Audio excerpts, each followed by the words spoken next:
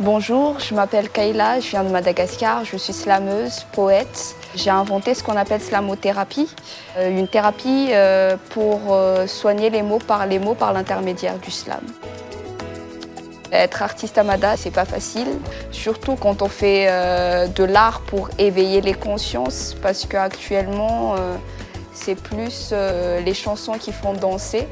Donc les chansons qui sont porteurs de messages ne passent pas forcément parce que déjà à Madagascar, il y a le poids de cette pauvreté qui existe et les gens ont envie de s'amuser, de ne pas penser à cette pauvreté-là. La francophonie, pour moi, c'est la chance de pouvoir échanger et partager avec d'autres pays. Le sommet est une chance pour Madagascar parce que ce sommet-là, ça apporte quand même à Madagascar des changements par rapport à tout ce qui est création de routes, voire même aussi un embellissement de Madagascar et de la capitale. En tant qu'artiste, le message que moi j'aimerais faire passer, c'est la culture a sa place à Madagascar et il faut pousser l'art et la culture, parce qu'un pays sans culture n'a pas lieu d'être. L'art permet de changer les mentalités. L'art est un outil pour éduquer la population. On a besoin d'un coup de pouce pour dire nos idées, pour que nos voix portent auprès de la population.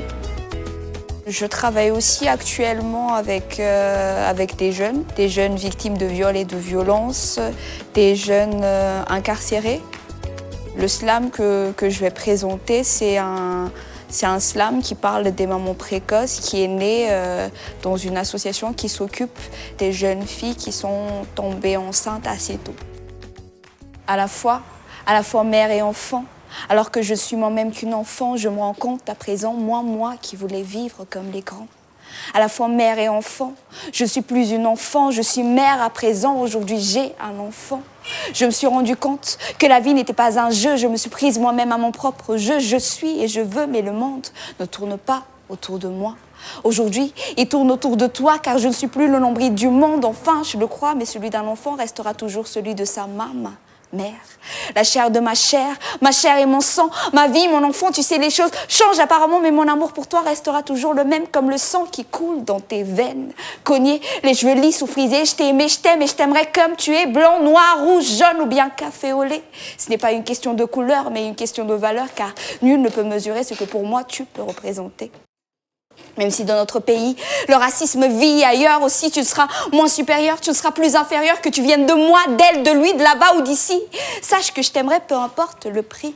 Car dans ce monde vil, où le vice persiste, où bout à bout, le tabou n'existera plus en dessus dessous et au-dessus de tout. On te promettra le ciel, la lune et les étoiles, mais de tes yeux, j'aimerais lever ce voile. Car même si je ne pourrais pas te donner tout ce que tu veux, je te promets te donner tout ce que je peux.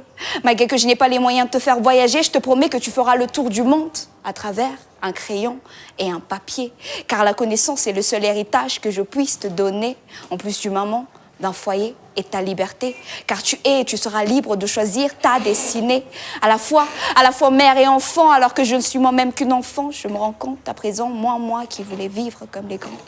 À la fois mère et enfant, je suis plus une enfant. Je suis mère à présent. Aujourd'hui, j'ai un enfant.